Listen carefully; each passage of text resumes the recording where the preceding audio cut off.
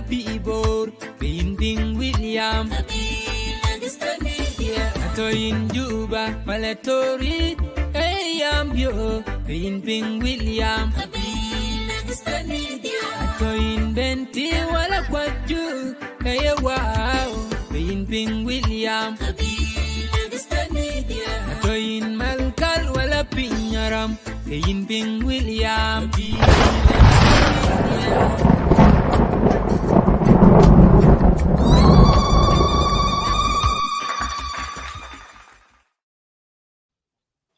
Welcome everybody. Welcome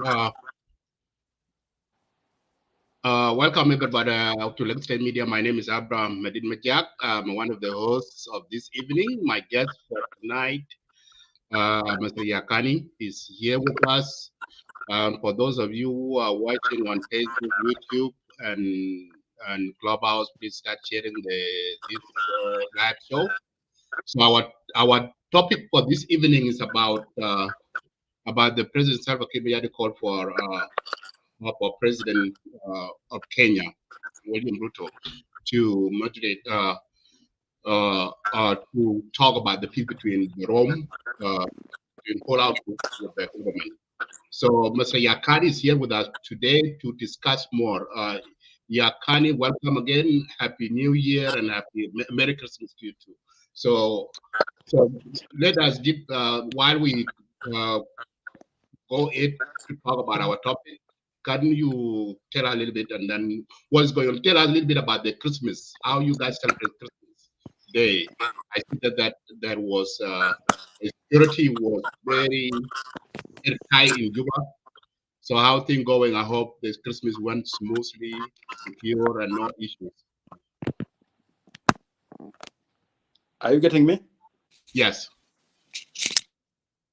Thank you very much. This Christmas went safe in sense of the usual of incidents that we see, though we have seen Juba Teaching Hospital have registered over 332 incidents that occur on the Christmas Day, composed of gang violence, snake bites, and then traffic accidents. That's what happened in Juba that were registered. And of course, as a new birth. But generally, the reports coming from states police, almost 90% of the states have conducted their Christmas in a peaceful season where we have not seen the usual incidences of unknown gunmen registered. The gang violence is just a group of young people. Either two groups will clash, but the police have taken control of them, though we have some case of injuries, mainly in Juba, but not across the states. So the Christmas on well, and of course, you are aware with the disarmament that took place, that has minimized armed crimes in the society. That's how we celebrate it, and we hope next year we celebrate as the same as this year.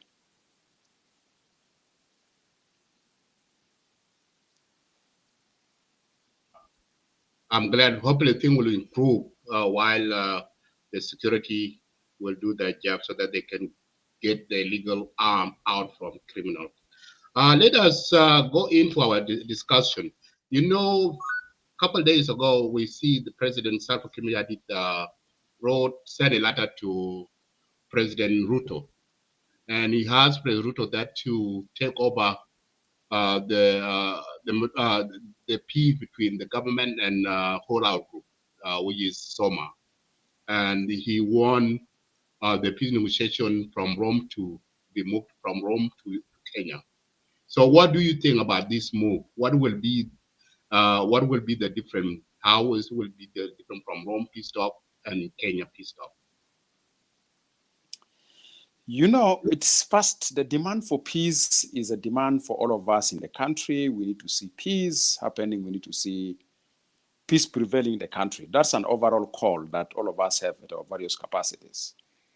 But the big question is a question of political commitment, trust and confidence, and demonstration of political maturity to sit on a mediation table seriously with an interest that people value the importance of peace and stability for the country. That's the big question, because moving it from Rome normally brings to a normal person's question, what miracle will it happen? After we have seen the case of Pope on the feet of the leaders, Pope visit the country, TB Joshua, prayers were done, everything was done. But in Rome, they couldn't reach a deal. So the question of political maturity from the parties that are going to negotiate is a big problem. Is a big problem. And of course, I think from His Excellency President point of view, is a real demonstration of commitment towards sitting down with the opposition to dialogue and making sure that give an eye and give an ear of listening to the opposition and their grievances, and have the spirit of building compromises to nurture a peace. And similar thing is also required from the opposition, that they have to commit themselves on the table. They have to really have the culture of compromises that rather than rigidity.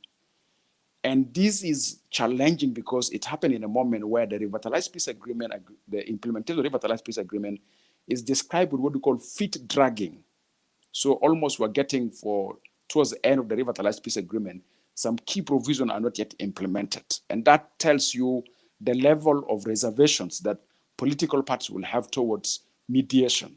So the question is, what miracle will William Ruto perform? And to what level with both parties that are going to negotiate, being the incumbent government and the opposition, have a political attitude change this time, that they will give the mediation a chance of reaching resolution through compromises and through avoiding rigidity and through demonstration of political commitment and political will, because the deficit in trust and confidence for mediation between the government and SOMA or the whole out groups or the non-signatory revitalized peace agreement is very high, since you're moving it away from Rome to Nairobi. And remember, there's attempts done before. There's attempts when SOMA break into one under one wing of Thomas, one under the wing of Malong, and they came to Nairobi, they negotiated in Nairobi. They couldn't, and the idea was that the breakout group that came to Nairobi could have reached a deal, but they're unable to reach a deal in Nairobi. And that deal was really a deal that is more soft, open deal, and they couldn't reach a deal in Nairobi. So the question comes, what different political attitudes and miracles will our political elites, being in the incumbent government and in the opposition, this time round will demonstrate before William Ruto? And remember, there's also a bit of reservation from observation that Kenya have experienced a quite number of regular incidents where activists were being kidnapped. So the question of safety. So for me, the ball goes back to the principles of the parties who are going to negotiate. Ruto cannot do anything. Everything primarily is resting on demonstration of political commitment and political maturity from the team of the incumbent government led by President Salva, and from the opposition led by their different groups. And besides that, as we speak today, we have seen a declaration of a new movement that break out from Kitugwang in Khartoum called Patriotic Resistance Movement. And this is a breakout. Are they going to be part of the ROM, or will people still continue establishing movement? So for me, the question before our political elites is, will they demonstrate to the nation political maturity that they commit themselves to? Because they have a rigid positions right from day one, after they had the last attempt in the Rome peace process, where it collapsed with the concept of national conference, national dialogue, and the agenda remained rigid. So for me, it's a high time for us as a civil society, as religious leaders, to stand up and encourage the incumbent government led by President Salva and the opposition to really have a middle ground and to have a culture of compromises and demonstrate political maturity for peace. If we are going to go for elections, while some part of the country are in violence, what type of elections are we going to have? So for me, that is a call. That is a call that we need to really think about it. Thank you, Edmund Yakani. What will be a difference between, like you mentioned, like what are the challenging of peace that they were negotiated in Rome between the government and SOMA? What are the challenges? Why they cannot reach a peace deal in Rome? So because they've been go there for the last 5 years or 3 years, if I can recall, and still they didn't reach a deal. What are the challenging? That's number one. Number two, what if they move the peace negotiation to Nairobi, to Kenya? So what will be the difference between the negotiation in Rome and the negotiation in Kenya? Because you see, are they going to start where they left off in Rome, or they will start fresh? They will start over again. So what do you say about that? Thank you.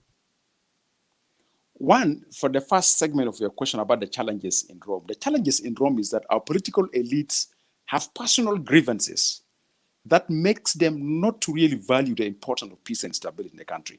Though they will claim putting a very strict agenda on democracy, on system of governance to be federal system, on everything, but their personal grievances have overshadowed them in valuing the importance of peace and stability for the country. That's one thing that I would like to be honest and sincere, and it have challenged the parties. And these are friends who knows each other in terms of whether previously, before the 2013 crisis, how corrupt they are, they know each other, how manipulating, how rigid they are towards democracy and governance, respect of humans. They know each other, by the way. Some of them, we know them very well, that these are friends that by then, when we were in activism in early 2005 until our independence, some of them are so rigid that even they don't embrace open civic and political space, but they're all now in different camps of the mediation they have. So they have that personal political grievance towards each other that overshadow them to value the importance of peace and stability for the country, for the overall importance of the citizen. That's one thing that I'd like to say.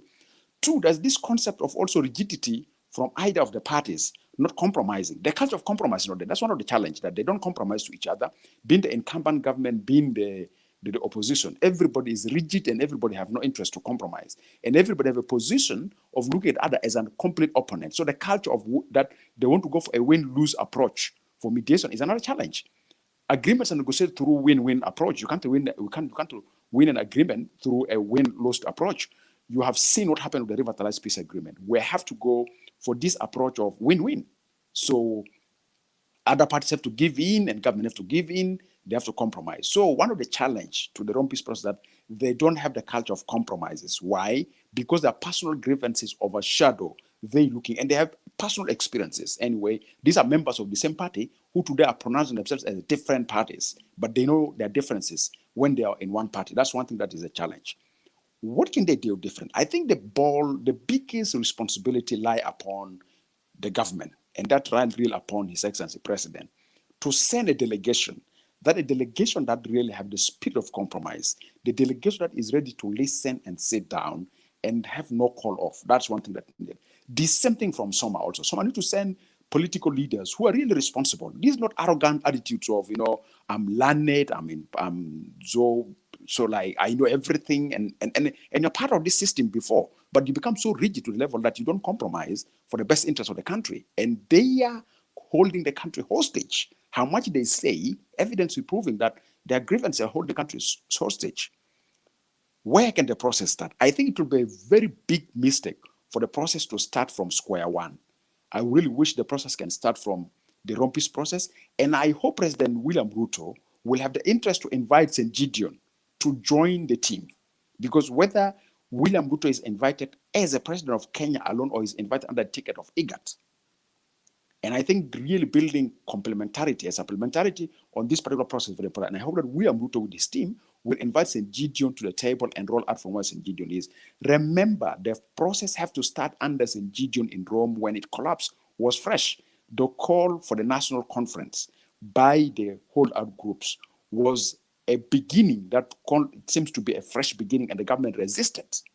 So the question is, this time when the government is inviting William Ruto to mediate His Excellency President, will they still listen to the opposition for the idea of national conference, that the people can reach consensus on how to move forward? Or are they starting still from where they have signed declaration of principles that they have done by then in Rome? So for me, the reality is, my brother, our political elites are so happy when they can keep the country hostage to violence. And their personal grievance that they know themselves when they're still in one government that have made them to divide themselves into different groups is keeping them back from making compromises. So for me, even how much William Ruto will do, William Ruto cannot make any big differences until when our political elites reach to a moment saying, moment has come for us to give the country a chance of peace and stability, besides our difference that we have. The argument we have around governance, the argument we have around system, these are all the root cause of the crisis. But from 2005, when we have the independence, until 2011, some of these people are calling, they are part and parcel of the system. Some of them are denying us spaces when we have pronounced those, so they see it as an evil call, because by then they're enjoying power. Now they lose power, they have these differences. With the incumbent government, the incumbent believe keeping status quo is the only option. But the status quo that we want to keep now, it has political challenges that we need to compromise, and we need to give the nation a chance to pave a way of a successful political transition through elections, because we are tired of this individual being in the incumbent or being in the opposition. They are birds of the same feather. They fly together. They fly together. They should not deceive us that some of them are going to be so democratic until we challenge them through a democratic process like elections, where it is free, fair, and we have open political and civic space that is unrestricted. New political elites will emerge. We are aware of what they have done in the past, and we are aware of what they have done together before they split into these different groups. So William Ruto will not play any big role if our political leaders, I repeat myself, they don't demonstrate political maturity and they don't have a change of political attitudes. This will be a useless talk, as because what is more important than the kiss of Pope on the feet of our leaders? What's more important than the visit of the Pope into the country with the Archbishop of Canterbury, moderator of the Presbyterian? And even I remember late TB Joshua was in the country.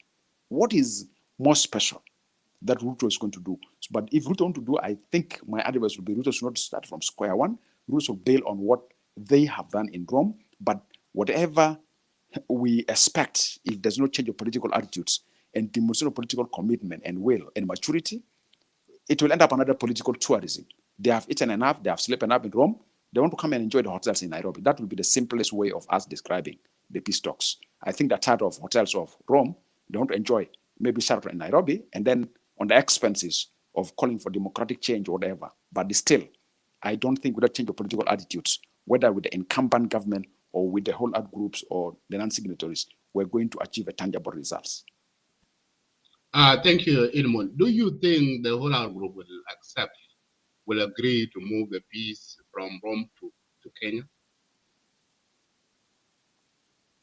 I don't think. I think it depends on how much consensus are reached on the venue. They may use it for quite a number of reservations of either geopolitics about their safety and security.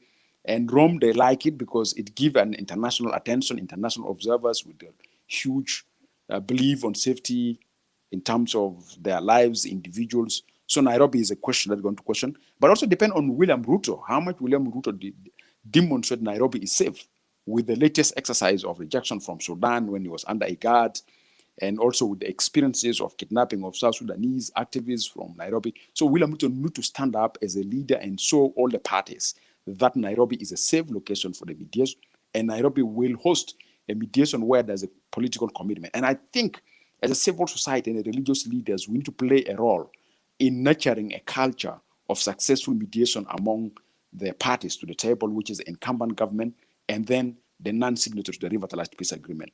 But with the political attitude I've seen with our political elites, where everybody feel he or she is proud and he or she is fit to govern this country through negotiating agreement, I don't think we're going to get a good result. So for me, to my brother, I have no trust on that Nairobi is going to bring fruits on the table if the political elites did not change their political attitudes, and if they don't put down their personal grievances, that they want to use it as a strength of winning public opinion, that they are genuine. I don't think they're genuine. Honestly, our political elites' personal grievances kept the country hostage to violence and economical instability. And one day they will pay it. History is tracking them. History is following them. Thank you. Now you see the Horao group, they no longer call themselves Soma. So they have a new name now. They call themselves NCF. And the NCF, they have other political party join them. Because Soma was 4 party like SSI, South Sudan United Front from Long, and at NAS for General Thomas Chirilo, and also NBM / PF, which is belong to Ambassador Emmanuel Jawin, and also for the and real SPLM for General Paganamo. So these 4, they are no longer now called themselves Soma. They call themselves now NCF. And other political party who out they join them. So, and they are called for roundtable. Do you think the government will recognize the new name that they call themselves NCF and other political party join them? Will the government accept others group to be a part of peace negotiation in Nairobi? And also, will government accept the roundtable to be one of the big issues to be discussed in Nairobi? If you look at the last attempt of the Rome peace process, where we call it collapse or we call it dead, is based on a government position towards the proposal for national conference, which government see it as they are trying to undo all the registered success that they have done under the Rome peace process or under the facilitation of St. Gideon, which is declaration of principle, ceasefire. Government see those have been undermined by the idea of calling for a national roundtable. That is one. And of course, these give the government chance to say, look here, we can't deal with you until we build on what we have agreed upon before when we start the Rome peace process. And this raises a question, will William Ruto begin from there or William Ruto will start fresh? And if William Ruto be starting fresh, will the concept of the roundtable be an option for William Ruto to pursue it, that let the government accept it to be an agenda of the opposition, and let's begin from here, and we'll start a new declaration of principles. That's one thing that you have to raise it. And I remember, in the government, there's also government is not one. Government is a government composed of SPLM and composed of SPLM-IO and so on, and they need representation because they will go as a revitalized transitional government of national unity rather than one party. It's going to be a government of all the parties. The last attempt they have won is the same. The same challenge is facing the non-signatories. As I said, they have changed their name from SOMA to non-signatories. They have individuals who believe, each of them believe I'm stronger than the other, and it's just they have what you call coalition of convenience because to build numbers in order to show. But the question, the spirit that they have in the past or the experience they have in the past of the split, will they put it down? Will they come as one? Because we have seen them writing quite a number of press statements and signing, and even extra, as you said, like that extra groups comes in, which we need inclusivity, because inclusivity is the only way to pave a successful political pathway for South Sudan in terms of transitioning. But will they leave down their culture of when it comes to last minute, where agreements are going to be signed, where you can see dividends is approaching through mediation, then people split up, because remember those splits, still they have grievances, still they have deficit in trust and confidence, though they say we are one. This coming together is just they want to build numbers, and once they have numbers, numbers show strength. So the culture of building the numbers, will it continue to the spirit of mediation where there's, okay, besides our numbers? Because I think right now, even under the new structure, there's a still challenge of leadership. Who is who? Because everybody's signing. So if they go for the peace talks, will they go as a different signatories to the new alliance that was established, or will they go under one leadership? And if under one leadership, with the attempt they did before and led them to split, will they continue? Because these are all some of the individuals who are also, how much they can tell us that, no, we are not power hungry. Some of them are power hungry. We are aware. We are aware some of them are power hungry. Though they can use the rationales that you need to go that there is equal as how rigidity some individuals in the government see that reaching an agreement is dealing with the status quo. Like the same spirit the government is resisting to keep the status quo is the same thing some of these are resisting. We need to break the status quo because also we need to be leaders. Also we need to have a chance to be there in the system. So the question is, are the citizens at the center of their thinking, of their calculation of the political pathway for transitioning from violence to peace? For me, that's the big question that comes to them. And they have to demonstrate that through the mediation table if they go to Nairobi. So the challenge is, where will William Ruto start? Will he start from where Rome was left, or will he start fresh? If starting fresh, will the incumbent government accept the national dialogue, which is a new approach by the non-signatories to mediation of any political settlement of the political crisis in the country? Will William Ruto have that strength? So I think there's a need for William Ruto to do a shadow diplomacy to generate consensus on the content of the agenda and the methodology and the framework of the mediation. And I'm quite sure that will take time, because you have people in the incumbent who believe the status quo have to continue. We can't give in. And you have people in the non-signatories who are saying, with that toppling the current leaders in the system, we don't believe we have a good system. So by toppling, what does it mean? Will they be outside or will they join it? So for me, it's a real big test to our political elites for them to show us, the citizens, their political maturity and their political thinking. Because how much we say we have no interest in power, everything we recycle around promoting democracy with the interest that we don't want to be left out of a power arrangement. So for me, And the non-signatories, they have a big opportunity if they can really stand up and really respond to the interests of the citizens. And that will give them the strength to challenge the status quo that need to be kept by the incumbent, because the incumbent is really sticking on the status quo as a strength of keeping the opposition upon the principle of integration. They want to integrate them politically into the system. So they don't want to see they coming and undoing what they have done. So that is that's the real challenge before the parties. And that's a challenge even to William Ruto, is how is he going to manage, how is he going to bring a team that will build trust and confidence among these parties to negotiate a deal that put the citizens and the country peace and stability at the center, than responding to their personal grievances.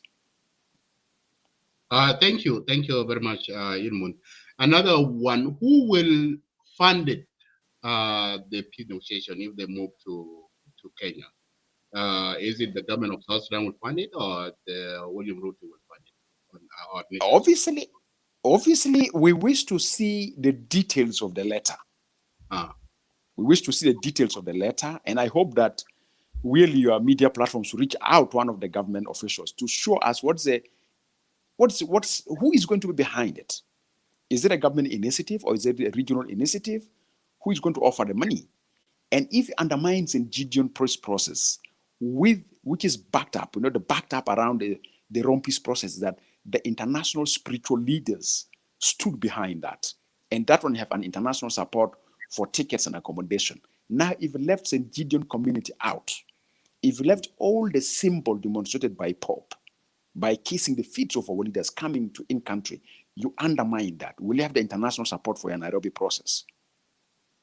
Those are really legitimate questions that need to be answered. And those are legitimate questions before William Ruto. Will Kenya finance it?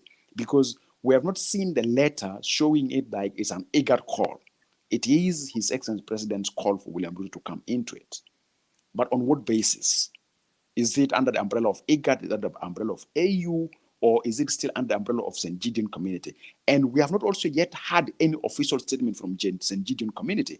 I've been engaging them for the last 2 days that we want to hear St. Gideon. What is their take after this letter of the president? Are they still part and parcel of the process in Nairobi, or St. Gideon is considered their process dead? So we need to see also official statement from St. Gideon that we're going to do. And we have not yet also had information from the supporters of St. Gideon at the level of the international community. We want to hear their voices. So we are still in dilemma. What weight does this letter bear? And what level of influence does this letter bear in winning regional, international support for Nairobi peace process?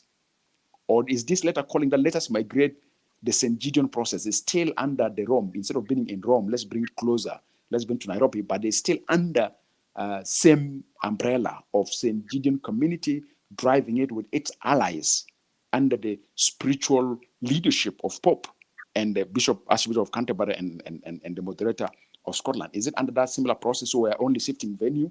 Are we moving venue, or are we undermining what we're calling the Rome peace process all dead and we're starting fresh in Nairobi? So these are all legitimate questions that requires answers. And I think also the non-signatories need to have their voice. I wish you can host some of them here so that we can hear their voice and their position. That letter, have they received any communication from Kenyan government over that letter? That look here, we have received the letter. Where is St. Gideon? Have St. Gideon communicated to the non-signatories that look here, our process is dead, we're no longer there, and I can see Paulo is moving around, the secretary of St. Gideon community, moving around between Juba and Rome, what all those movements are. And so for me, there are still answers to critical questions to determine the fate of the Nairobi call for mediation between the government and the non-signatory to the Rivers Peace Agreement. And that means the dollar value matters. Who is going to pay for the hotels? Because they need to sleep in the good hotels. They're not coming alone. They're coming with secretariat. They need good meals, good tea. Who is going to pay for it? Where is the dollar coming from? Right, exactly. Last night I talked to one of the members of Polar, and I asked the same question that did you guys hear about this letter that the people will be moved to Kenya? His response is that they have not received a letter from the Kenyan, and they are not in position on answer anything until they receive official letter, and then they will respond. But they still will seem like they are not yet received a letter from either Kenyan government or South Sudan government. And hopefully, maybe they will receive it very soon or not. We will hear them from them. But there's an aspect I want to bring. There's an aspect I want to bring about Kenya, by the way. Mm. Remember the peace process of Sudan. It has shown a very clear competition between us and Kenya. Mm-hmm. And remember, almost it devolved a bitterness between Juba and Nairobi over who exactly should be the IGAD driving player for the mediation of Sudan peace process. William Ruto was given that opportunity. He was denied by the Sudanese warring parties. He was being accused. But also somehow, besides William Ruto driving that, we are trying also to reach out to Sudan parties on our own as South Sudan in that relations, besides William being assigned as a chair. And because of that dispute, the Ruto's mechanism, which was a guard, head of summit and trusted mechanism, come to an end and it was called off. So also, are the Kenyans really going to easily accept the call of His Excellency President, besides the reputation we have around Sudan peace talks? Or Kenyans are going to take time to study that call and what does that mean for them? And remember, we are going to appoint possibly a South Sudanese special envoy to Sudan under IGAD ticket. What does that mean to Kenya? Are they feel like, are we trying to slap them on their face by saying, look here, keep quiet about Sudan, but handle our issue? Is that what William Ruto is going to entertain? Or William Ruto, how? Because I think Kenya also is taking its own time to study this letter. What does this letter mean in terms of regional political influence with regard to a IGAD member state's role? So for me, that's really a big issue that is going to play out. So for me, that is something that we need to be keen and watch out whether Kenya will accept easily or Kenya will go silent until the process die naturally. So for me, these are all critical aspects that need to be analyzed. And I think there's a need for someone from the government to bring that forward. Is that letter just a letter that was written and sent to Kenya, or were there prior planning before the letter and negotiations, and Kenya have accepted that, yes, we reject this, but formalize it? Is this formalization comes after negotiations was done? And to what level have those negotiations been inclusive in communicating also to the non-signatories that, look here, Kenya is going to come forward? So for me, these are all critical questions that need an answer, and I'm quite sure Kenya is not going to respond immediately. With the reputation of Sudan peace process under IGAD, Kenya will take time to respond. And Kenya will take time to make a decision whether they will mediate, because of Kenya need to take responsibility of standing up with certain financial contributions and putting up their teams. So it's not a free process. If you remember the CPA, Kenya have to really also stand up and win the international support in order to have financial support for Kenya to drive it. So someone may say maybe this might have linked with the Kenyan economy. I don't think we have to have the Kenyan economy with the humiliation they have got when they attempted to drive the Sudan peace process, which somehow we didn't pronounce it public, but we clash with Kenya, and in particular William Ruto. So I think for me, this is also going to really shape the opinion in Nairobi in making decisions whether they will undertake this process or not. So some of the whole other group concerned, they are saying that President Salva Kiir now is the chairman of East Africa community.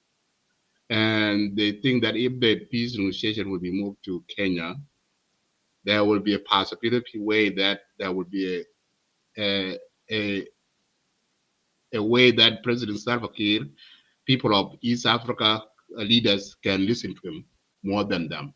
And one of them, the peace negotiation will go the way that the government of South Sudan want, instead of their side of group. That is one of their concern. They are saying that is one of the concern. They don't want a peace to be moved to Kenya. Second to it, security reason, because they mentioned a lot about those people who were kidnapping in Kenya, and they think that their leaders will not be served in Kenya. So it will be safe for them. They can go to Rome for the peace negotiation. So what has a leader, civil society leader of East Africa, what will be your role on all of this to push these two political these parties so that they can reach the agreement before the election of 2024? If I'm given chance to advise, both sides. My advice to the whole art group is that this offered them an opportunity to engage in the region. So what they could have done is to get from William Ruto first the guarantee that we will be free to move in the region because it's an East African community, and where we are negotiating with a chair that sits at East African community level whom we're in conflict with. I think if they are proactively in engaging, they will have more attention than what they're looking at the chair position of His Excellency President. Yes, if they come weak, if they're not proactively in diplomacy in the region, there's a high chances that they will be named and shamed under the concept of East African community. That's one thing that I think the whole art group need to be proactively engaging in lobby around the region and move around the region and convince the regional principal. Because now this call by the chair of the region of IGAD, which is President Salva, calling for Ruto to sit as the head state of Kenya, which is a member state of EAC, give the opposition a chance to really knock at the doors of the other head of state and say, let us have an honest discussion before we roll out, because your chair is the one calling us and is going to be in one of the member states. Don't give the opportunity. And for the government, if they mess up, this is my worry. If the government messed up where His Excellency President is the chair of IGAD, it will really jeopardize the government image, and in particular the personality of His Excellency President. Remember, come June, His Excellency President is going to shift from being a chair of IGAD, of EAC, he is going to assume the chair of IGAD, by the way. This June coming, he's going to be the chair of IGAD. So the election is going to be conducted where he's the same time he is a chair of EAC and he's a chair of IGAD. So his chairmanship of IGAD will so much determined by the performance of the government with the whole art groups under the chairmanship of EAC in Nairobi.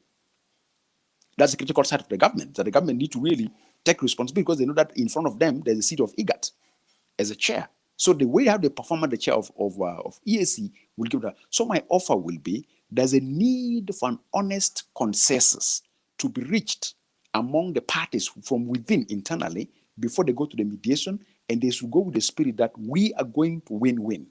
We must give in and we must have a takeaway. So it's a question of compromise. So my advice is that for the whole art group, this is an opportunity for them to engage in the region. They should take advantage of this, engage in the region, and win their political motives in the region. And I think they're not engaging all day. So they assign delegates, and the delegates move around the region to get consensus on how the regional leaders will support them. And for the incumbent government, it's a bad political test if they messed up with it. It's going to be a very bad political test if they mess up with it, because at the level of the civil society, sitting at the EAC level, if I will show you about the EAC one, EAC already is breaking into pieces. And my fear is that if His Excellency President, who's the chair of IGAD or of EAC, didn't take advantages. Remember, when he took the position of the chairmanship, one of my appeal to him is that he should consolidate peace and security in the region. You can see DRC in elections, DRC kicked out EAC from observing the elections. And His Excellency President, as a chair, didn't question Tshisekedi as a member state. How do you undermine a mechanism that you are subscribed to it and you keep quiet, don't kick it? So I think His Excellency President, that's one test. The one of DRC elections where DRC denied EAC not to send observers. I wish His Excellency technical team could have pushed back. Tshisekedi could have been pursued, or even the chair could have written an official letter to Tshisekedi as a member. And this is a new member. A new boy to the block and becoming more stubborn than the old boys in the block. So that's the test to the chairmanship, to the prefect. If a prefect of the class, you have a new incoming student who's come from one school to your class and they become more stubborn than the older schools, and you're the monitor. So that's one challenge that the government need to face it. And now we have Somalia coming into the EAC community with South Sudan, and the chair of EAC is seated where its member state, it have internal crisis. It's a good gesture for him invite or transferring this process to EAC. But they need to reach real principles of engagement, declaration of principles, to convince the non-signatories to believe that this process is genuine. But also the government need to show a political demonstration of will and commitment that they are genuine to negotiate. Because it's really, as I said, it's a bad test for His Excellency President, who is now sitting as a chair of EAC. In June, he's going to sit as a chair of IGAD, and Sudan is going to face him, South Sudan face him, DRC face him, Somalia face him.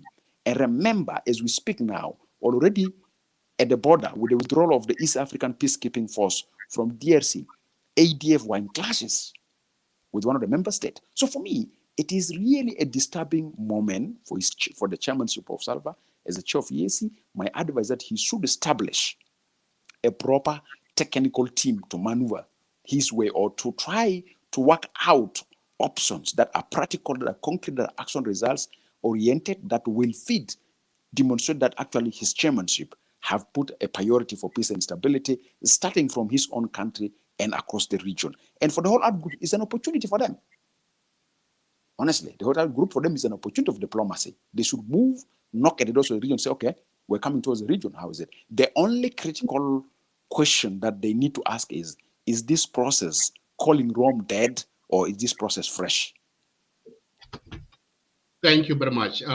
We have one of the member of whole out group representing SAF, Paul Malongawan. I have Honorable Lualdao, who's been in Clubhouse. He joined us. Let me give this chance to him to weigh in. Honorable Lualdao, thank you for joining us. I'm here in the studio with Edmund Yakani, and we talk about the letter that President Salva Kiir wrote to President William Ruto to Kenya so that he won Rome peace talk to be moved to Kenya. So I want you to weigh in. I think you listen to what Edmund has been saying. We want to hear from you guys. What are your thought on this? So we haven't seen anything, any press release or anything in the media from you guys. Can you tell us a little bit what are you guys are saying about this letter that President Salva Kiir sent it to President of Kenya, William Ruto? So I will give this chance to you, whether you can open your mic. Thank you. Thank you very much, Majak, and Edmund Yakani, one of our civil society leaders in the country. And also allow me to greet your audience here in the room, and also on the YouTube and in the club, in the Facebook, on the Facebook. What I want to share with you is that yesterday I spoke with you and I've told you that we in the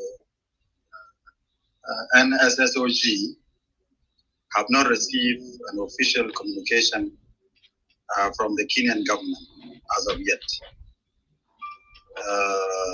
And for that matter, we would like to reserve our response until when we receive an official invitation from the Kenyan government.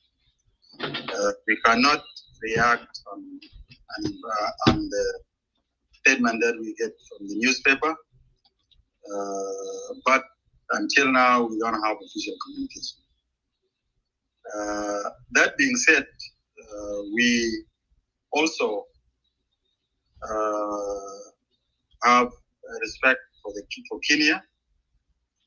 As you all know, our CPA was brought by the Kenyan government. They have supported us during the days of liberation, and we have also been engaging with them, including San Tegidio initiative. At some point, we met with the government of South Sudan in Kenya, in Nafasha, and we discussed major issues, including the declaration of principle. So as of now, we don't have the clear details of what of the invitation. But also, I would like to agree with Edmund Yakani that at this particular time in 2023, Brother Madid and the audience, our country is facing a lot of challenges. And the real question is, how did we get there? We got there through so many reasons. And the only way we are going to get out of this dilemma is to think outside of the box. And thinking outside of the box requires both the oppositions and the government to really put the country first. We have spent so much time putting politicians first, taking care of politicians and all that. Time has come for the country to really put the citizens of South Sudan first. Now we are facing major issues. The issue whether we are going to have a country or not. Whether we are going to, there is no any justifiable reason why our civil servants, and this is one thing that bothers me a lot, will go for 6 months without salaries. Yet the leadership in Juba, all the politicians, thousands of MPs would like to continue leading the country, and they don't discuss this as an issue. So what I want to say in short, we have not received an invitation, but if we receive that, we will sit as a leadership of non-signatories, and we will respond to the Kenya government. And also, we are going to approach, the one thing that I know for sure, we are going to approach it with an open mind. We are, at this point, we are focusing on the country. What can we do for our country? How can we rescue our country? We are not thinking about ourselves. We are thinking about what can we do to help our people. And that is the approach. And I hope the civil society, all South Sudanese will have something to contribute to help our country. Thank you, Honorable Lualdao. When you hear what Lualdao said, you want to remark on what he said? Yes. Am I audio? Am I clear? Yes. Yeah, I think what he said is correct. And as I mentioned, that Kenya will take time to take an official position to communicate to the parties that have interest for the mediation. So as I said, with the reputation of Sudan, Kenya will take that. And I like what he said. Time has come for them to put citizens first. And time has come for each of them, being the incumbent or being the non-signatories, to come with open-minded position. Some of these rigid positions that we're using, either academic theories or what, it keep the country hostage. The country we are losing now. Remember, I've been part of the process in Juba, and I've been harder on the incumbent government. And I said the incumbent government, the determination of the political destiny of our country is the coming June. Per the electoral law, June, the chairperson of the National Election Commission have to declare elections. But have we made the prerequisites that are required for creating conducive environment for elections? Are we going for partial elections? So I think time has come, and I've been pushing the incumbent government, that the idea of us having a South-to-South talk, a sincere talk as a political leaders, if they don't want to see the non-signatories in Juba, let's create a platforms that where I hope one day we'll have a platform like this one where all of us sit and argue and reach consensus. Because how much they are doing their positions, keeping status quo, let us deal with the status quo. As long as not meeting the best interests of the citizens, it's meaningless. It is really meaningless, because we have seen letters, and someone like me have been close to them right from 2005 as an activist.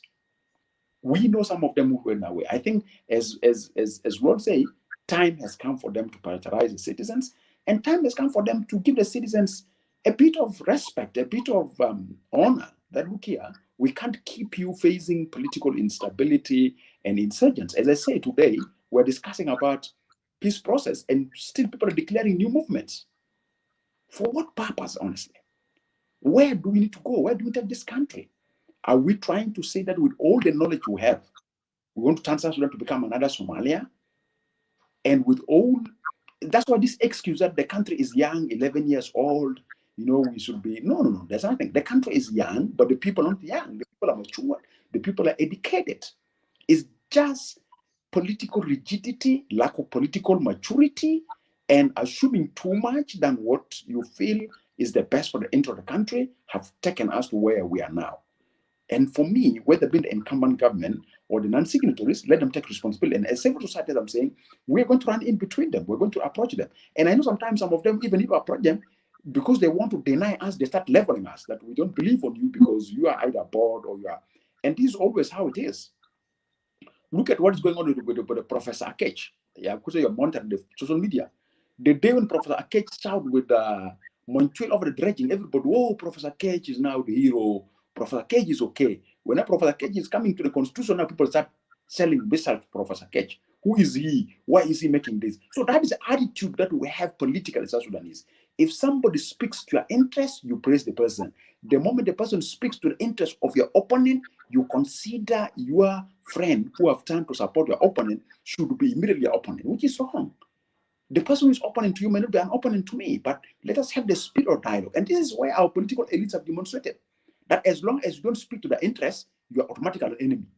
And we've seen in various social media platforms that messages are going on. So the day you speak against an agenda of one particular group, automatically the level you have been bought, you have been bribed the other group. You belong to other group. The day you shift that you speak to them, they will come. You are most welcome. You are one of us. You know, your voice is very good. So for me, our political elites need to show this country, need to show the citizens, need to show the global community that they are politically mature enough that they can sort out their differences.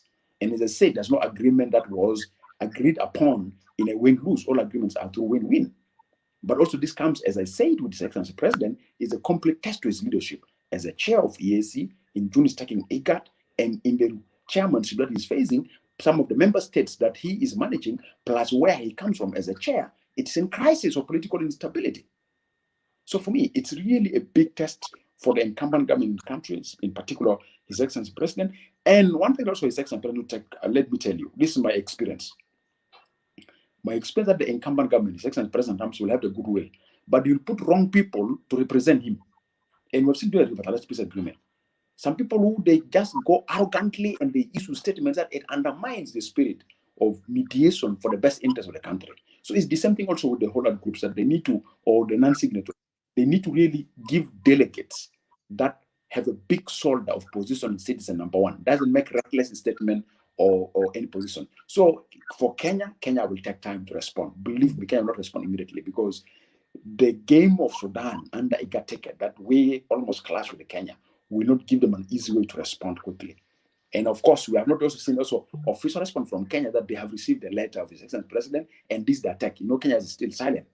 They are silent to respond back to the government. They're silent to inform the whole non-signatories. So Kenya is taking, because Kenya is also calculating its international reputation. If Kenya takes responsibility to call Rome off, what does that mean in its international relations, in its international diplomacy? So it also want to consult its international partners. Should we take this? If we take this, what's the take? Because they have to assess other constituents. So it will take process. It will take time. Thank you. There's a question that coming from Medit Jacob Panchol. He asking you that if President Kiir failed to reach an agreement with those so-called all-out groups in Rome. Yes, and then he asking, do you think Kenyan president will really bring? Obviously, one of the things is that, I have to be honest, William Ruto need to play is whether he will have the miracle of Lazarus Simboyo of the CPA again. And remember, the miracle of Lazarus Simboyo, the CPA, was international backed up because there were carrots and sticks, remember, towards late Garang and Taha. They will be given carrots, if they will be given sticks. Now, who will hold that responsibility of carrots and sticks? So Ruto need to really play a big role. And that's, I think, Kenya is not going to hurry with the reputation of the mediation between the government and the non-signatories that they have demonstrated in Rome, which each of them bear a blame. None of them is clean. All of them bear blames of their political attitude they have demonstrated. You know, this culture of split up, and then some came to Nairobi and then went back to Rome because in Nairobi they failed to get a sharing of a power. They have to go back to Rome, and from the incumbent calling Rome is dead, it doesn't have anything, with all the getcha coming from Pope, kissing the feet, visiting the country. It's not going to be an easy thing for Kenya to handle it. So Kenya is evaluating that itself. So if Kenya have taken that, have to decide on whether they take the mediation, they have to evaluate the past process, what went wrong. And that will make them whether to give an acceptance or rejection, or give a precondition that, okay, if you want us to take, you must behave on 1, 2, 3. And I'm quite sure one of the Kenyans' precondition, they're going to challenge the political attitudes of our leaders. where they claim they're standing for the best interest of the country, while actually underground they're calculating for their interests, because the incumbent want to maintain the status quo. The opposition want the incumbent to the status quo. But look at the splits and look at the reasons for the splits that they split. There's nothing that splits. It's just competition over power. Who is who? Who is a big boy? Who is a giant? Who is everything? And you can see the naming. And one thing that I'm going to really find it as a challenge, and I hope that if you have a chance to speak to one of the non-signatories, if there's a peace agreement with the government, how will they appendix their signature? Will the style that we have seen in the recent communique of what we call national consensus approach, will it be applied in appending the signature in the agreement they're going to sign, in which each of them need to sign on its own? So the concept of an umbrella of a coalition representative movement, or it is not there because almost everybody is signing. Are they going to take the same attitudes to the signing? It's the same thing we have explained in the revitalized peace agreement. I remember in the revitalized peace agreement, if Ismail was bring a document, sometimes we take actual more hours in negotiating two individuals who among them will sign.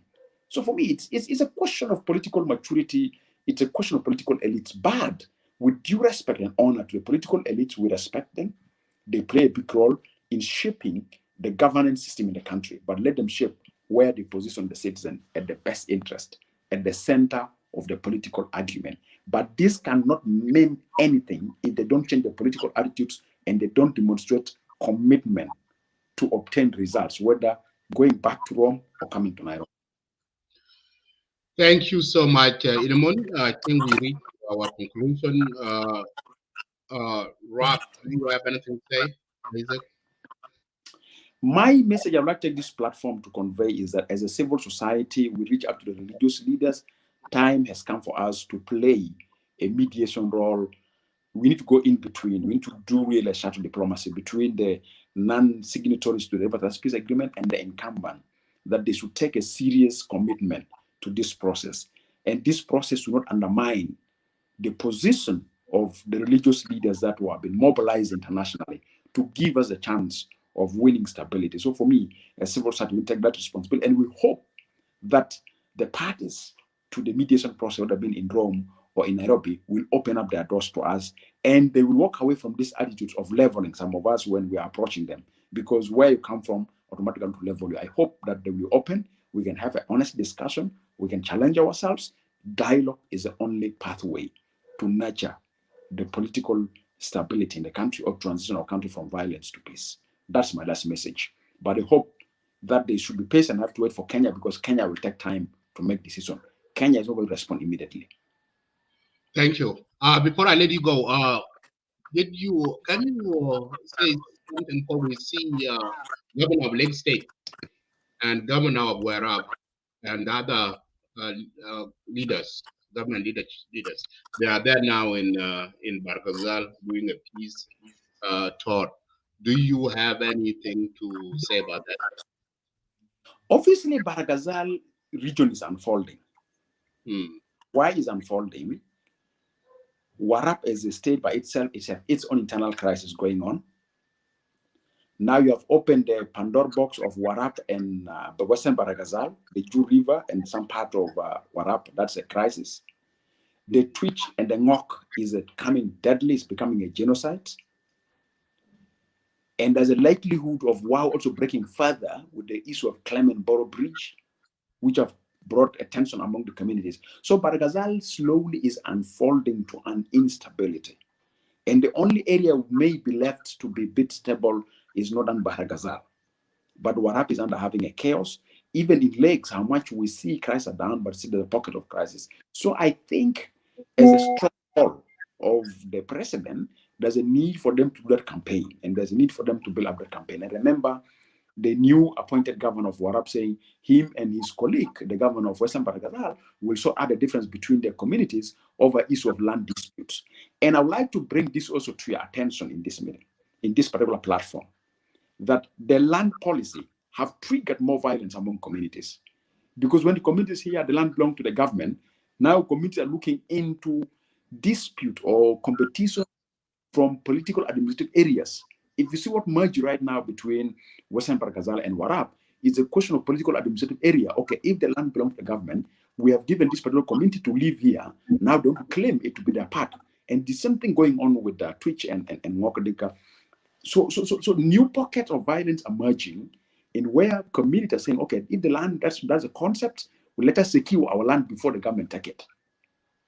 Because government may say this area administratively has to belong to that area and we may lose our land. So for me, the issue of also the approach of land governance is becoming a factor that is triggering communal violence. So I wish the governors of the Baragaza region will take advantage of nurturing peace and stability among the communities. The worst part of it, I want to share with you, my brother, the unfolding situation of Western Baragazal, it is a political elite's made.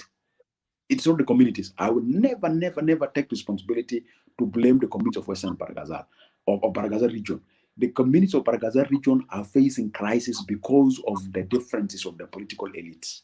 There are political elites who are Juba-based. There are political elites who are diaspora, who are also amplifying that particular conflict to continue. So political elites in Juba, in the diaspora, are the one engineering the crisis among our communities at the Baragaza region. I will not blame the communities, I blame the political elites that they bear over 90% responsibility of triggering the communities to go to violence.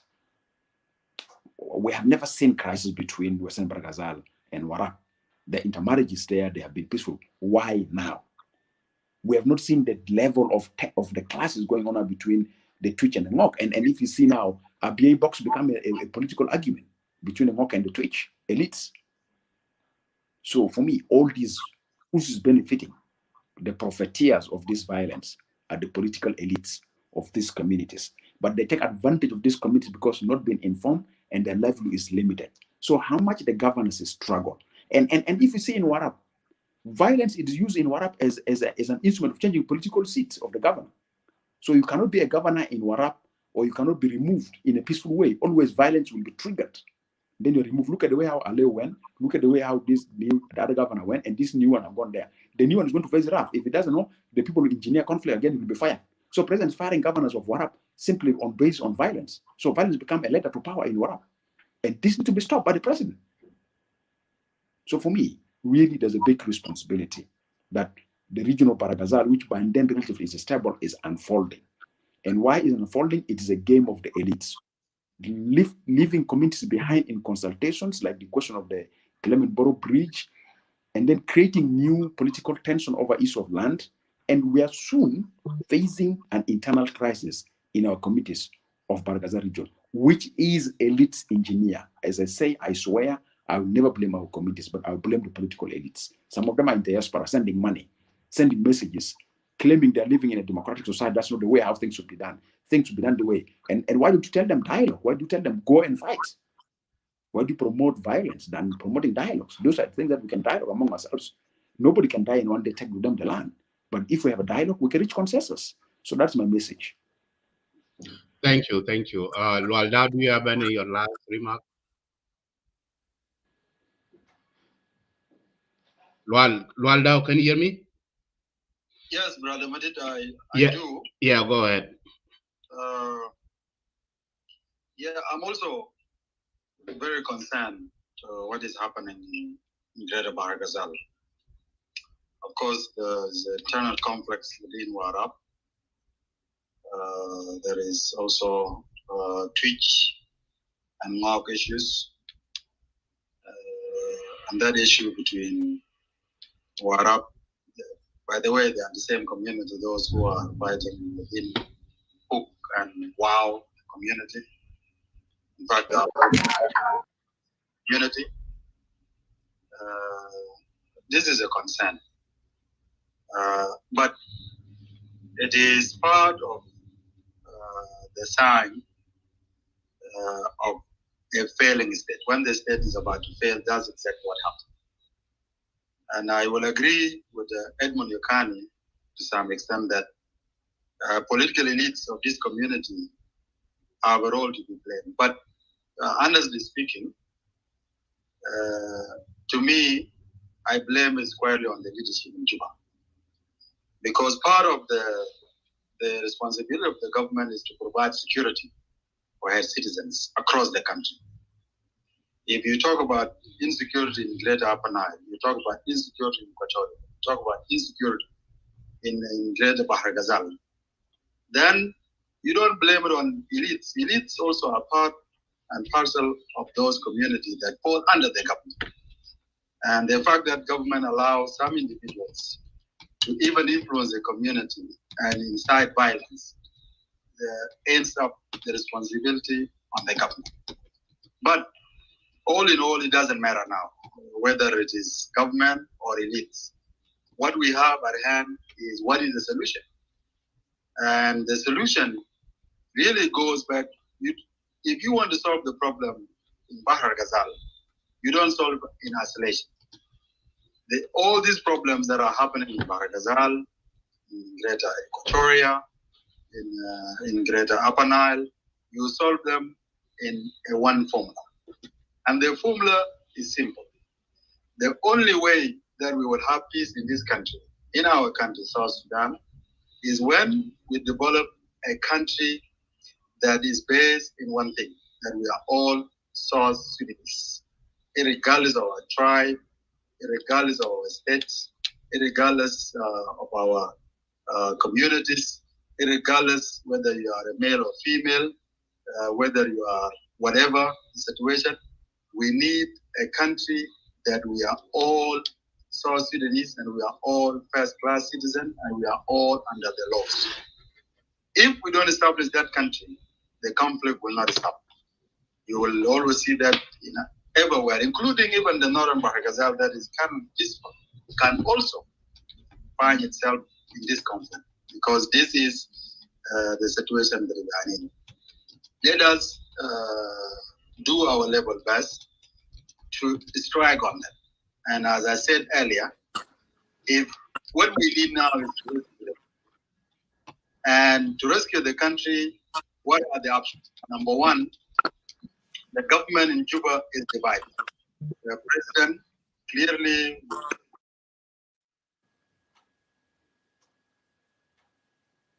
to the agreement, those PLMIO and other parties to the agreement, they don't want election.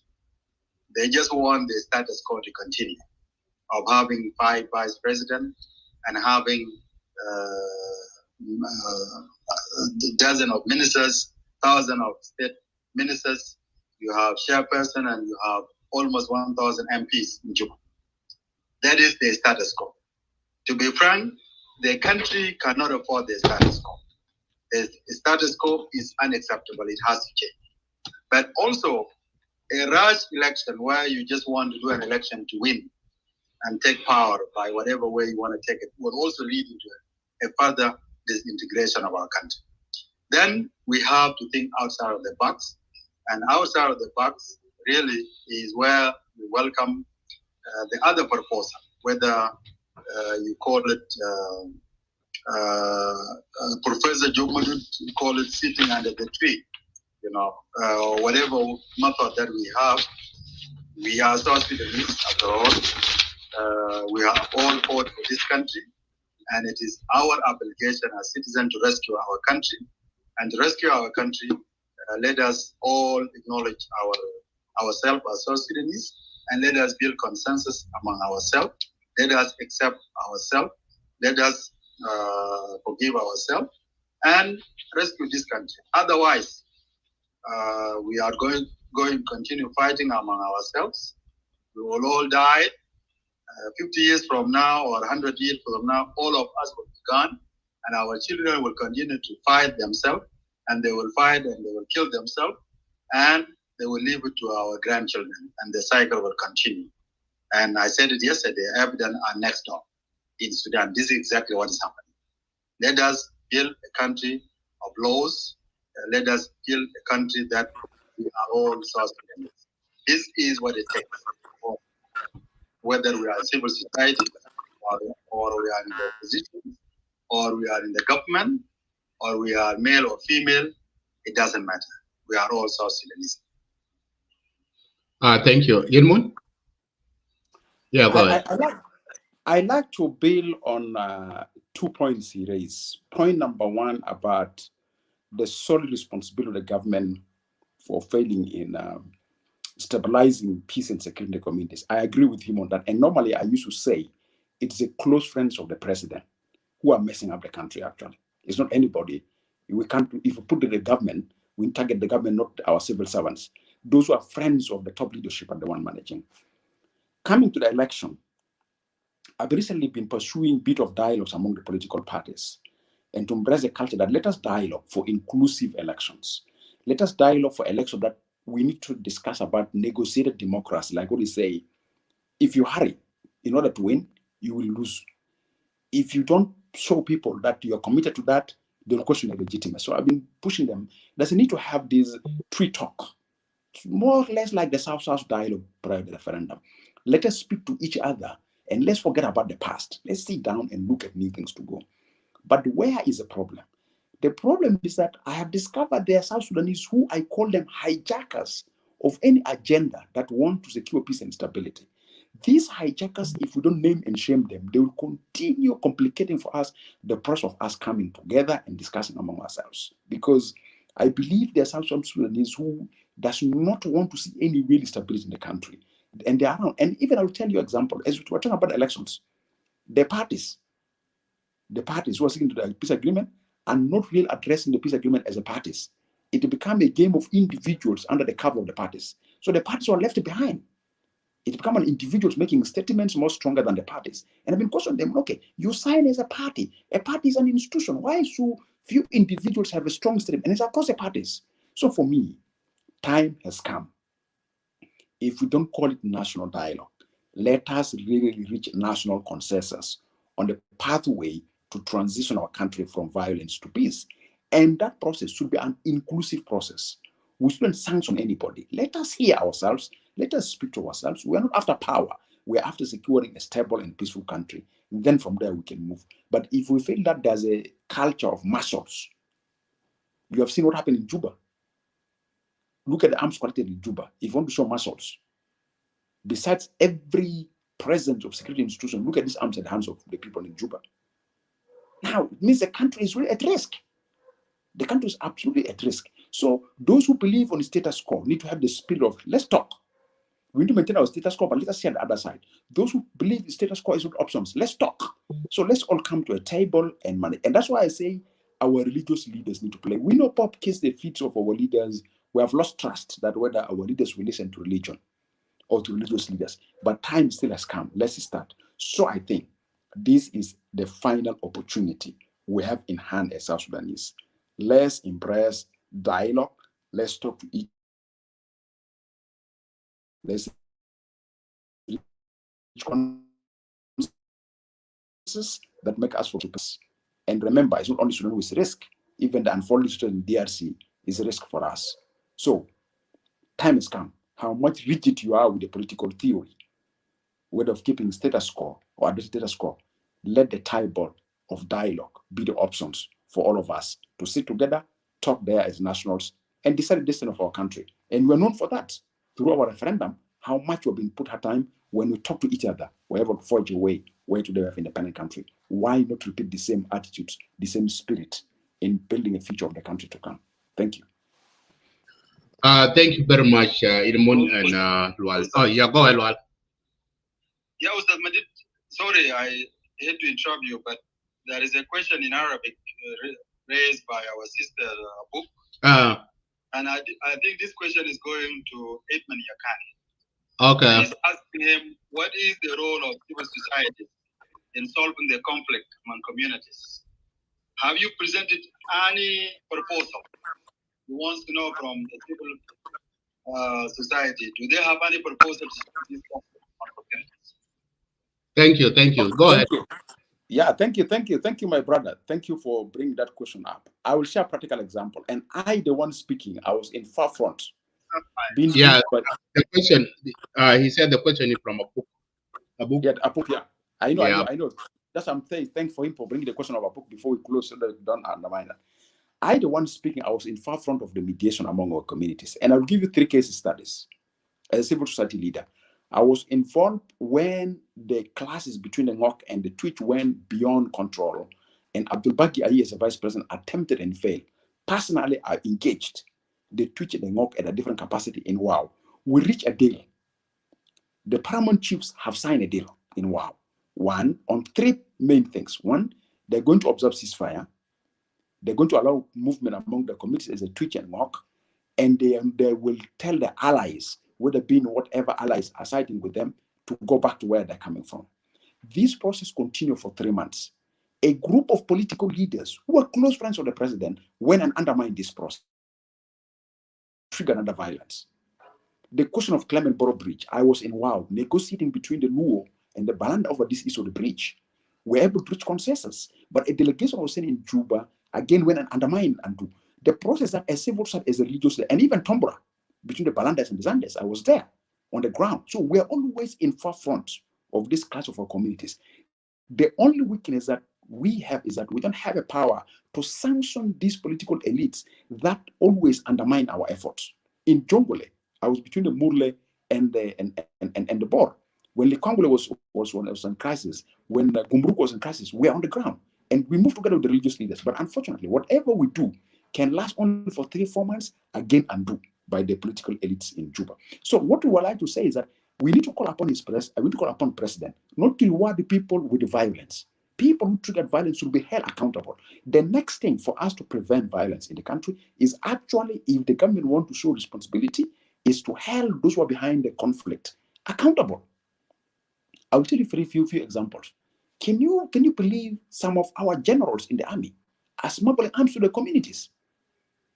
And even when I was managing the Twitch and the NOC, some senior national security officers from those communities are calling the communities and telling them who is Edmund to bring it down. So we have proposals, we have attempts, and even we've taken responsibility with that government money. We went down to our communities, and they will tell us very clear. The reason why I say is elite is that when you go down to the communities will tell us very clear. Edmund is not our business. These youth are being mobilized. Simply, they don't have money.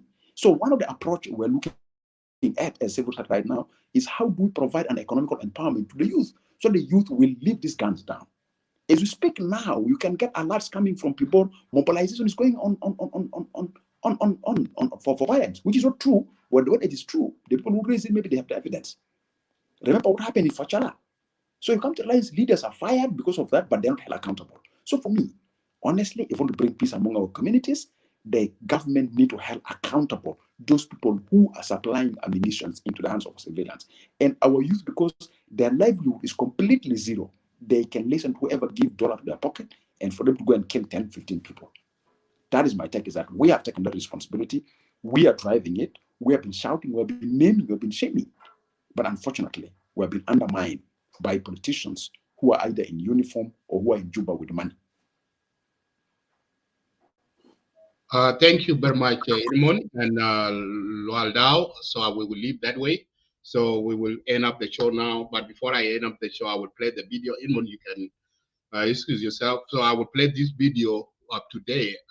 Governor of Lake State giving a speech during the rally in Kwajok today. So I will play this video and you guys can listen in. So, and then after the video, I will close down the show. Thank you, Edmund and Yakani. I mean, Lualdao for the input. And we will be talking more about this topic. This is very important. We need to engage and we will need to bring these leaders to come and explain so that we need peace in those areas, whether in between Twitch and Ngok or in Pashala area and around South Sudan. We need peace to come to the country. So let me play this video and then we will call it a day. Thank you.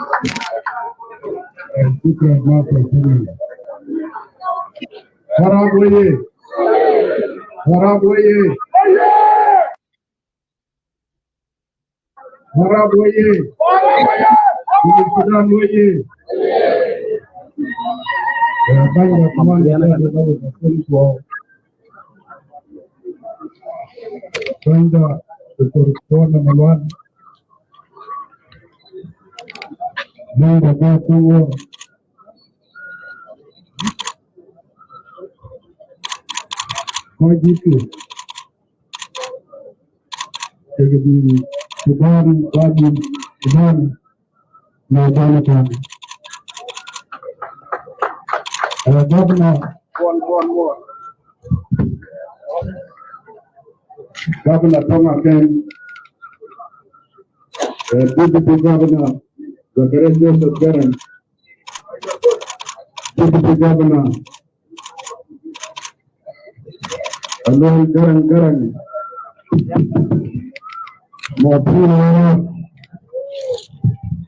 Motrin Margaret Hotel, Mogonakan.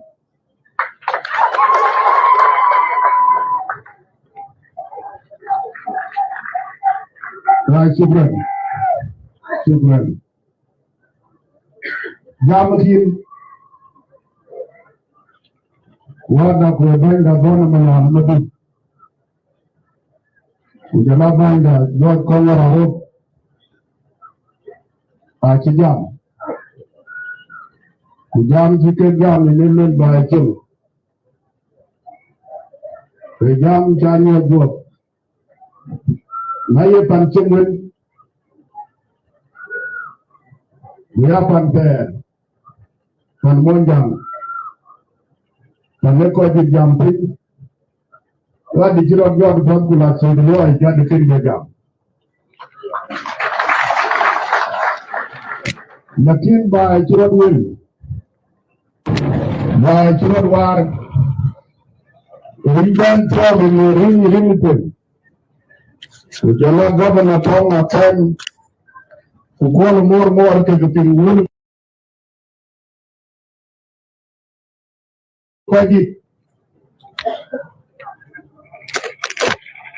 Actually, God Vijay Jango God. Bambona. Kulaban Kongor Banya Windi. God can you ten. God can jump broken on you ten. Kunaki you ten. Karana Banawai. Anamutaket man of the important. 1 million of the important. Yankina of the important. Women of the important. Wrong the important. Young Kagapot. Because I love John Babel. Kabaka Namak called to Roku. Call you ten. Kogat chop to Quadrutan Bakin Bana Matu.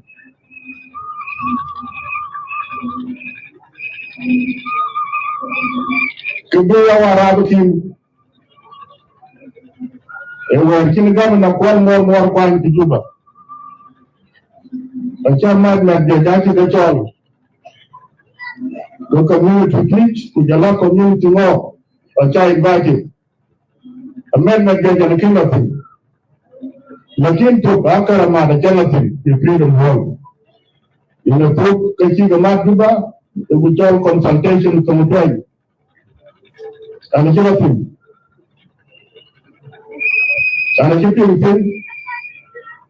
The Lord Government Madi, if you didn't buy Warabi, you would be. The Jam Freedom Hall. A pro-commander when I coping a trial thing with Jalapa Gate, called Jim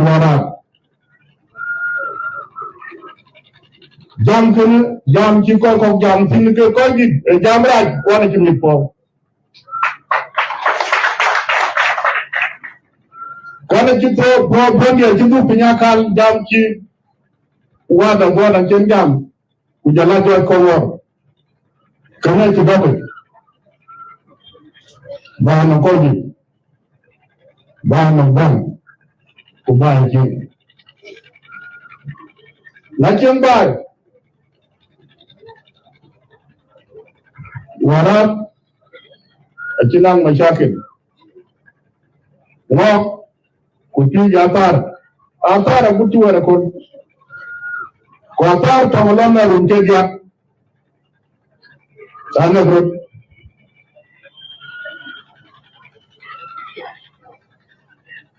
A walk a quite a Jurib Bernard, Minchok for your Tiro. A Puka. I don't do my young with the last one too.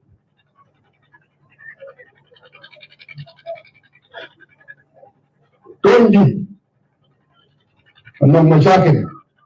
You have got Pamuton around the bend, a Jipol boat. Tom Thermon Young to Biden. It's all right. Don't you know? tong me no tong un chon tong ne ko ja pin ko tong nak da butiran ku ran chat ko ja tu bro inyaria ko ngare ji ran din ba ten ni ko le kam wan chan le ni ga chola ga ana wija top ku che ko liap ku jala jur bore ingon mashakil gunwan chilo aru no kwaru pe kwande ko chat war ko ko tingu wa kum uba chilo tu ana chiko anya na chilo tu wana ndugu lex rian de kan bi ti jo na chelo la ngali ko nya ko ti jar yakale ko nya Rene ngali jom jemel ko nyane ngali tin bo ko ni ko ko normal wala cha yo gabna ri loko anon ci ko wo lex ko nge bunga lam ko ibu malu ibu ke ni bu la jadwe yang cha ba ten jam freedom ho dunia wele jam raj no ritual guru no to the guru ano jam ko ni no pe monja tunje monja re monja Mawale monja Adar monja no abuna bor monja tabe pi tabe nyaru no ngong to malakan enga jurten rambab jam chol jurten enga tuwen tan pi Kinsita utizini Rampen kentang reagen pan Anak ko dahil sa natin zaman masyakil betak SPLA makarbin anak kiba chan ko kumanda masuk ana yaraham achan bugure aji bugu chapin ana si chaba chan chintu ko acho najjan ko bugjal pi ona be to ga cha ta bu pi la yoto unyam ko pin kulo ga be ina panango ko ki abaga jal ngo u batri ko ja chan pin ngo ko bu to ko ko ki ela no ke ko trop to ten war ko dit ko war ko dit ku jul ko be dit bu go jal nyang chom chok bu jal yap ken ci kan ko ti e wa ku ci pa wu dit ko Aji bañ ko mo do re ke wo ci kel mo te yalla wa kala na ke ya ko ngel yo na na ya chom to wala ka mu ki ko ngo e ko na ko ko da ko ya ka na ci ran ba ja mu wala tu kin aje kin mo te kin ne to ya ke da ye pin ta beu Ye pinto bay, ye pinto teb, kita tungai. Kebutuhan kol mor yang musuh di Arab State. Mau jam dia tor gogo, tim ini. Dia mau jam tor teretut. Apa yang kata? Lakin mungkin Inggris macam kata view ganun. Bukan jam mungkin. Kintu yang wadu kintu. Ela juga besok murabawah. Kau warap, anak jam ke orang jam. Wajib orang arjantan, anak dia boleh tunggu. Ibu mengam, Amwan Yubram. Kibuwe Namwan Jangjal Yubumen. Namwan Jangayaku. Because Pir Bugam Agarajiman. Agarajiman. When the governor Agarakin.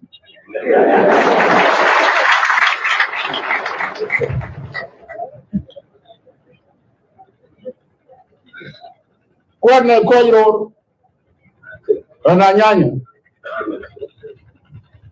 Kol Mora Nyanya. Over Pampio Bagliamum. Where come Yinitan? Could Jeku for the Yitan? Najia Bayakal can go through you. Ajibel. And if you make Kariala Puma, then none of them chatting with them. A job where Torgo Real Cubitan and Curial Cubitan. If you can obey the ton, one more.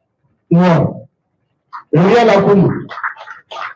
I hear them and a woman will live. A jam Cubitan.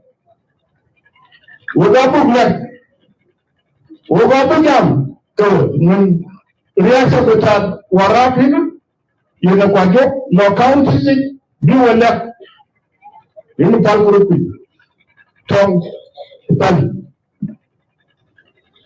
You tell Cosmen, no, with the lucky, nothing to buy, no one to buy, to buy, Tomaco, Tomaco, Kasi we trong tiếp tục làm thêm một khám sở ác cực tổ thêm và rồi coi ngày chúng tôi đưa ra đưa ra việc khi việc đại khi bị các thành phần dịch thân đi cứ nóc cái đồ liều kim cái này là mà chọn liều kim cái này thuộc liều kim thì lương đi thuộc lương Makuma ya Mungu Jalarian, hata nyingine kukaga hapo.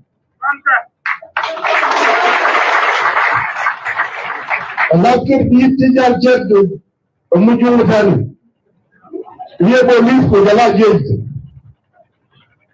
Mnacho. Yeye no bitani ko. Mutani abu riani ko kabla iko kabla. Yako kwa tororku. Yako kwa toka akari. Cinta militar, kau bargazal kau nang kaden, bukan bargazal, akiban. Governor tolong akan ngora toten, governor rintu ke toten, deputy governor bekerja jauh ke toten, kau ngora toten, banyak wani ke toten, realun. Ci Inda, Kwebenda, Ci Yoro, Yonung, Cimak, Akuma Cimak, Abuko, Buko, why you not cut it? Are you right back? Give a baby. Give a friend to guy walk down. Because no man now kita. Kita menjelajah. Karena kekuatan, jauh jauh pin, betul betul menjadi, sudah nanggal. Bukan yang pin. Sebenarnya apa itu? Orang ciri luar yang umur. Karena benar ke? Because when I start up from Majaran and Lew, or I live in Nankoti. And then second time, my brigadier general, the name, born Malik. And I couldn't call the killer. Did you call me again? I am because why call it? Because I want to bring yourself a king, my yard.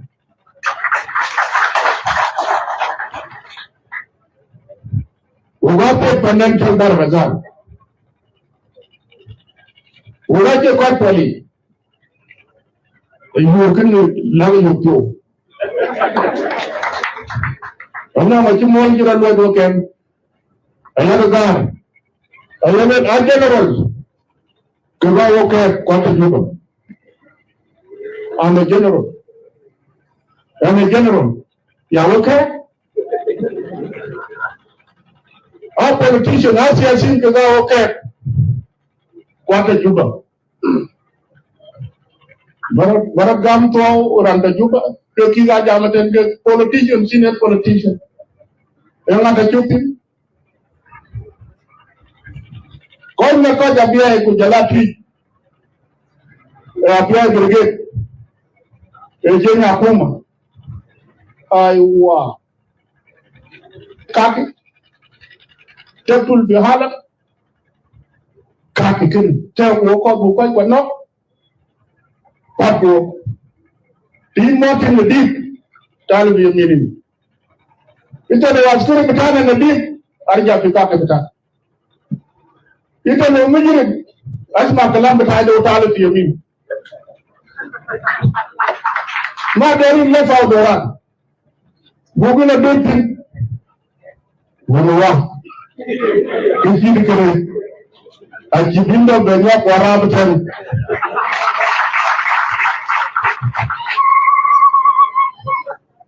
And I did. And I was scary. Full scary. And I came down when the Jamal left one, find the ditch and walk up. Because I'm active.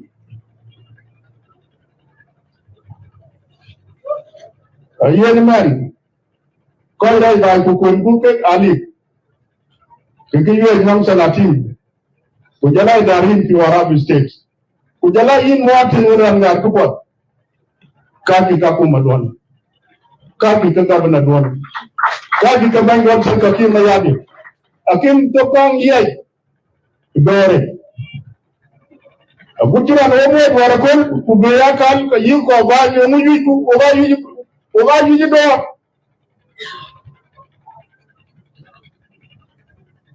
yalla ya bu ko ni ri ko do ta jawali bo ku bi na de fi ko de jambi ana bro tan ana bulu ko ko Banda Bona, Banda John Kongor, Nana Yabomu. Wo there, wo buy. Ogago Chitara Ben Bunari Dalian Bay, Nema Banule, Banda John Kongor. Kale Panapir. Yes, the children do the message of Felix. Don't can't have Felix. Gabriel can't have your will. I think I can be Jena by.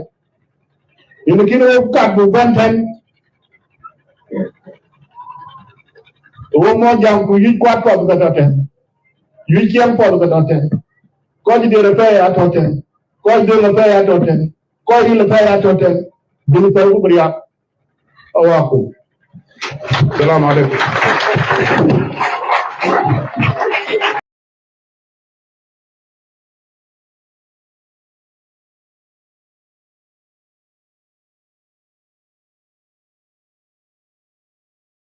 In Kwanjok. So we will have another show sometime next week. Let us leave that way. Thank you for watching. I will end the show from here. Have Merry Christmas and Happy New Year, guys. See you guys later. Bye.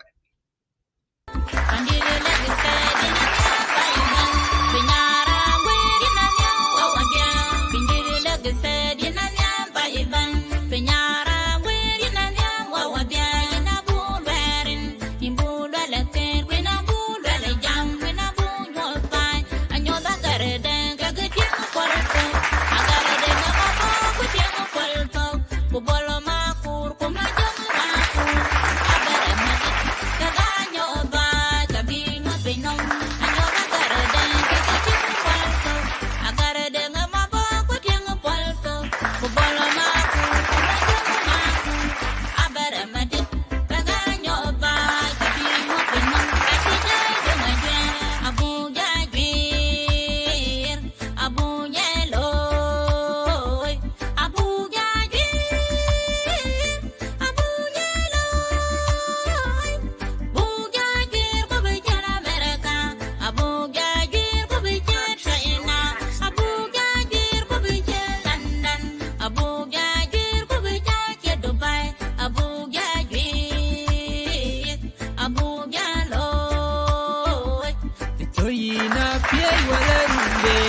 Kayin Ping William